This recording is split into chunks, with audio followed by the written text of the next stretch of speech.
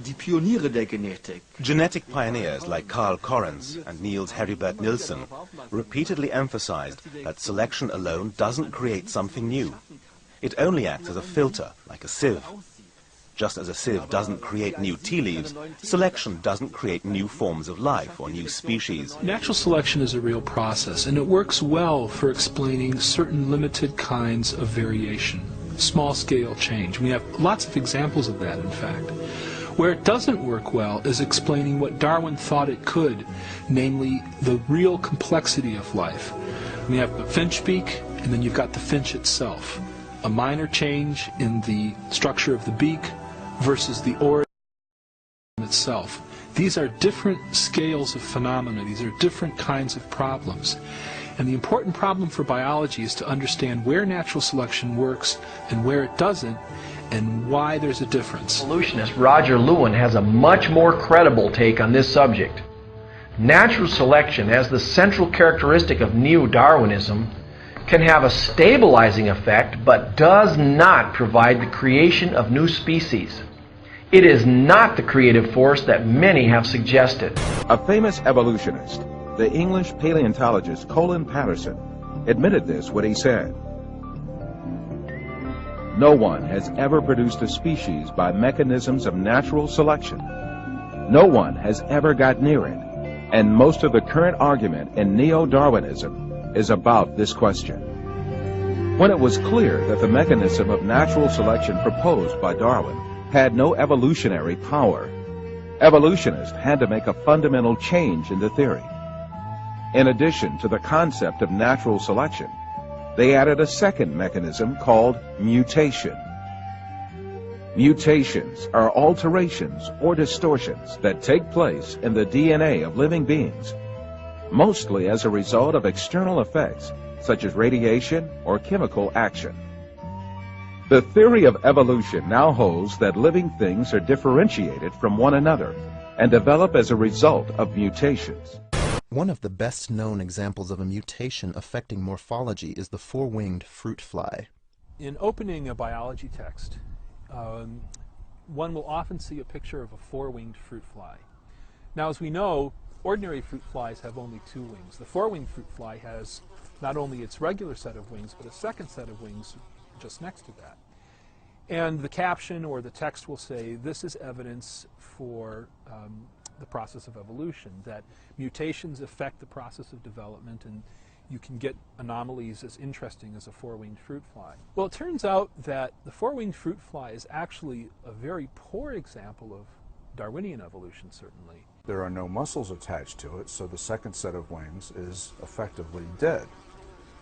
The fly is a hopeless cripple. It's kind of like having a small plane with an extra pair of wings tied to its tail. The fly can only survive in the laboratory, and it would be selected out by natural selection in the wild. So it's not a step forward in evolution. It's an evolutionary dead end. And it turns out that all morphological mutations that we know of are either have no effect on the organism at all, no fitness effect, or they're harmful. Mutations are harmful. They can bring about small adjustments in a particular species, but no way are they able to change one kind of creature into another.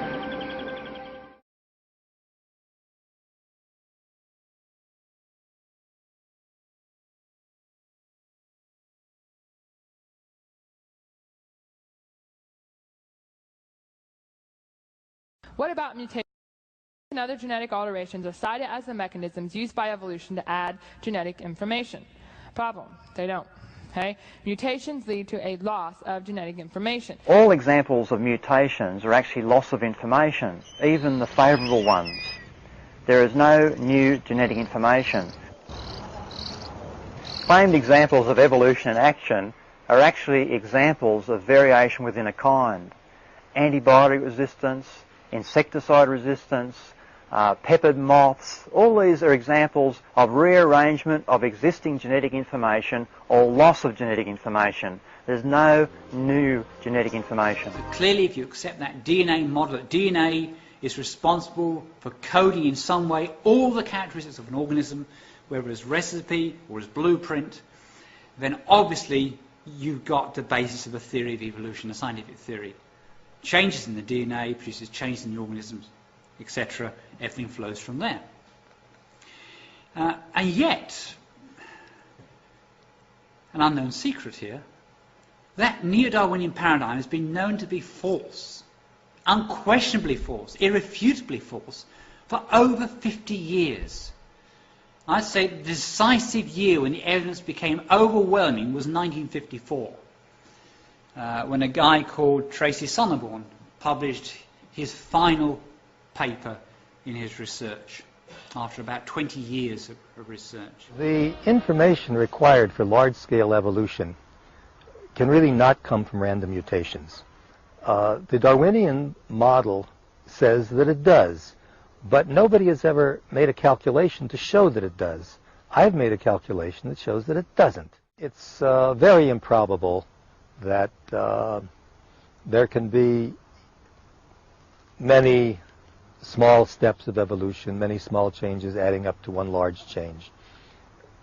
And not only is it improbable on the mathematical level, that is theoretically, but experimentally one has not found a single mutation that one can point at that actually adds information.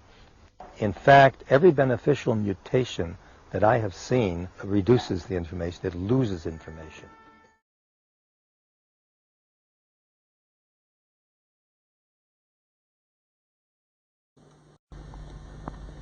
Can you give an example of a genetic mutation or an evolutionary process which can be seen to increase the information in the genome?